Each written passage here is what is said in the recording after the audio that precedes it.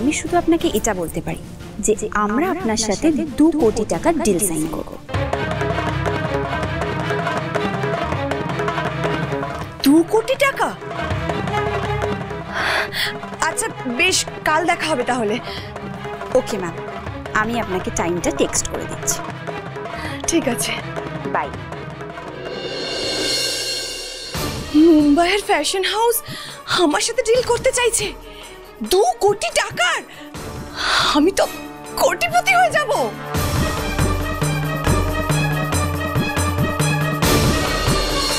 তুমি আমাদের ফাঁদে পা দিয়েছো রোহিণী, এবার আসল খেলা শুরু হবে। চোখ গিলেছে, এবার কি করতে হবে? সবার আগে ফোন থেকে সিমটা বার করতে হবে। রোহিণীদের ফোন কিন্তু ধরা যাবে না। আমাকে ফোনটা দেন, আমি মেসেজ করে দেবো ঠিক সময়। আচ্ছা আমাদের কিন্তু এবার রেডি হতে হবে বড়দির সাথে দেখা করতে যাওয়ার জন্য। কিন্তু যাবো কিভাবে? আমরা তো আর যেতে পারবো না, অন্য কাউকে পাঠাবো নাকি? না না, আমাদেরই যেতে হবে। আমরাই যাব ছদ্মবেশে। কিন্তু বস কে হবে?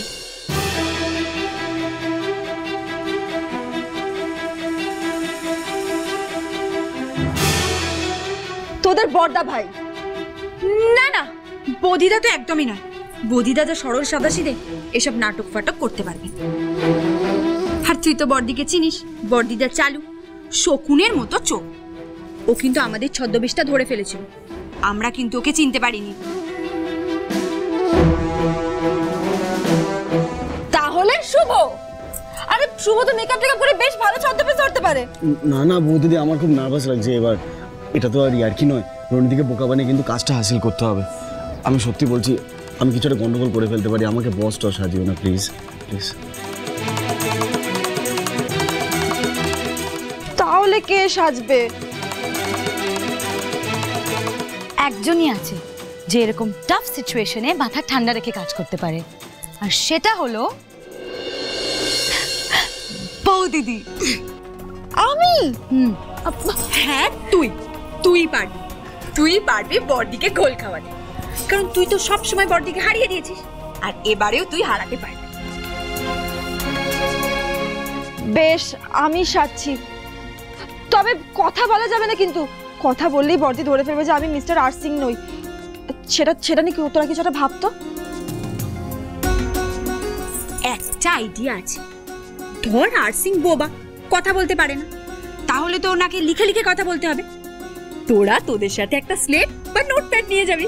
হ্যাঁ, এটা তো দারুণ আইডিয়া। তাহলে এটাই করবো আমরা, ঠিক আছে? আমি তোমার অ্যাসিস্ট্যান্টও চলে যাবো, গলা পাল্টে কথা বলবো। আর আমি আর রিয়া দোকানের বাইরে থাকবো, তোমাদের যদি কোনো হেল্প লাগে টেক্সট করে দেবে। না না রুষাব, তুমি আর রূপ এখানে থাকো। বর যদি হঠাৎ করে ফোন করে তাহলে কি হবে? বিপদে পড়ে যাবো তো। ওকে বৌদিদি, কালকে সকালে যদি রোহিণীদি টাকাটা চায় তখন কি হবে? শুভ, টেনশন করিস না। বর্দি আমাদের থেকে টাকা চাওয়ার আগেই আমরা কিছু একটা ব্যবস্থা করে ফেলবো।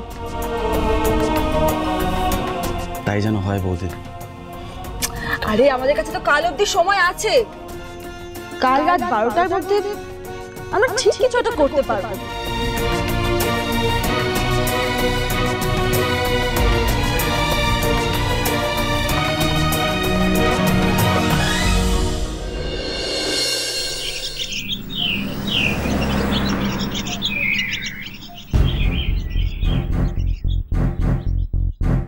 কি রে ভাগ্যশ্রী, তোর এখনো হয়নি? আরে বৌদিদি তাড়াতাড়ি করো, ছদ্মবেশ নিতে মেকআপ করতে তোমার কিন্তু সময় লাগবে। হ্যাঁ হ্যাঁ, সে করছি, কিন্তু বর্দি দোকানে না যাওয়ার জন্য কিছু করতে পারবো না তো। ও দোকানে যাক, তারপর রেডি হবো।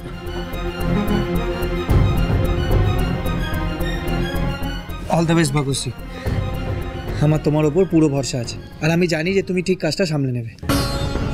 আচ্ছা শোনো, বর্দি কখন কোথায় যাচ্ছে, কি করছে, তুমি কিন্তু আমাদের জানাতে থেকো। আরে বাবা হ্যাঁ, আমি তোমাকে মেসেজ করে দেবো। আমি কিন্তু রোহিণীদিকে মেসেজ করে দিয়েছি, দুপুর 3টার মধ্যে আমাদের দোকানে পৌঁছতেই হবে। আমার টাকা কোথায় বোধহয়?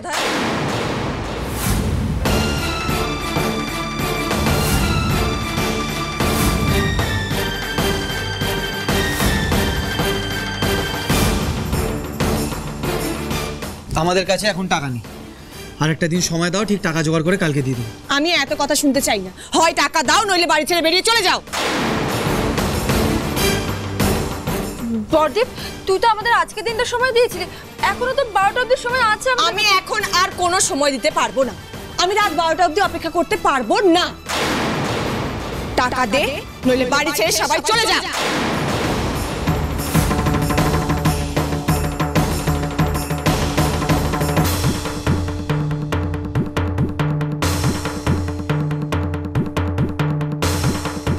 তুমি কোন সাহসে সবাইকে বের করে দিচ্ছ রোহিণীদি? আমার আর রূপের নামে এখনো এই সম্পত্তির 25% শেয়ার আছে। রূপ এখন অফিসে গেছে, ও ঠিক তোমার টাকাটা জোগাড় করে নিয়ে আসবে, আর ততক্ষণ আমরা কেউ এই বাড়ি ছেড়ে কোথাও যাব না। তুমি আর তোমার বর এতদিন ধরে টাকা জোগাড় করতে পারলে না, এখন পুরো টাকা দিয়ে দেবে?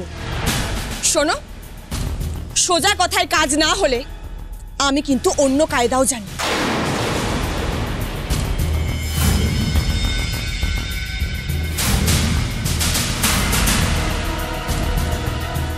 আমি আবারও বলছি, টাকাটা দিয়ে দাও, নইলে বাড়ি খালি করে দিয়ে চলে যাও। কি করতে চাইছো কি তুমি? সবাইকে বাইরে বার করে দিতে চাইছি। এই, তোমরা সবাই ভেতরে এসো।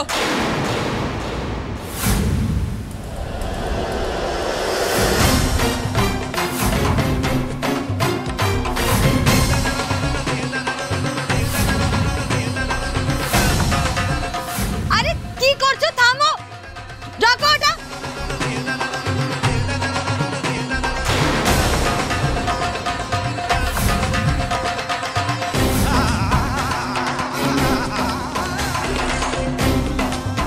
আরে কি করছো? ছাড়ো। আরে আরে রাখো এটা।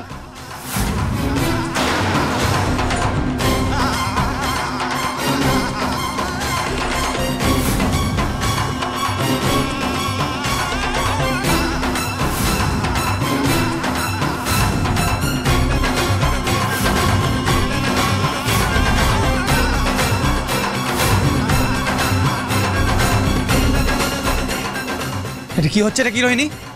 বাড়াবাড়ি কিন্তু বেশি হয়ে যাচ্ছে বলে দিলাম। কি হচ্ছে কি? এত আওয়াজ কিসের? বর্দি, এবার কি তুই থামবি? আমরা তো বললাম তোকে আমরা টাকাটা দিয়ে দেবো, কেন এরকম করছিস? বর্দি, ওদেরকে থামতে বল প্লিজ। কি করছো কি তোমরা? তুমি ওদেরকে থামতে বলবে?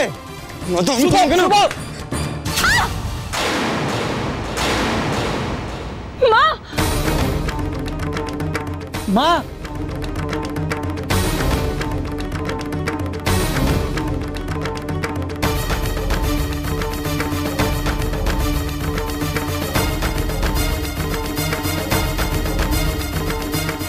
মা ঠিক আছো তো তুমি?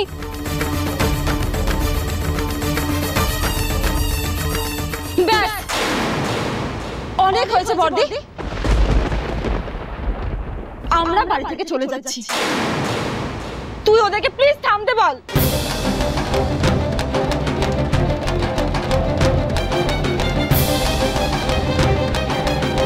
এটা তুমি কি বলছো ভাগ্যশ্রী? ঠিকই বলেছি, যত আমরা লড়াই করবো তত আমাদেরকে আঘাতটা পেতে হবে। তাতে চুপচাপ এই বাড়ি থেকে বেরিয়ে যাওয়া অনেক ভালো। চলো মা, আমরা সবাই এখান থেকে চলে যাব। মা, তুমি কেঁদো না মা, দেখবে আমরা একদিন ঠিক এই বাড়িতে ফিরে আসবো। আমি তোমাকে কথা দিচ্ছি মা।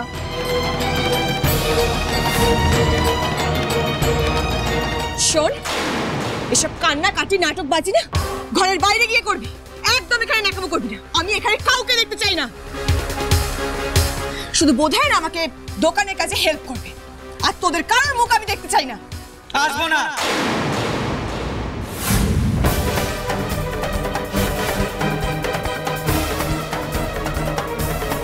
তুমি যখন এই বাড়ি আর দোকান দখল করেছো তখন তুমিই ভোগ করো।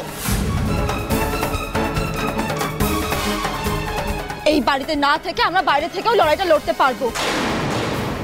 আমাদের কাছে এই সম্পত্তির চেয়ে আমাদের জীবনটা অনেক বেশি গুরুত্বপূর্ণ। আগে নিজেরা তো সুস্থভাবে বাঁচি।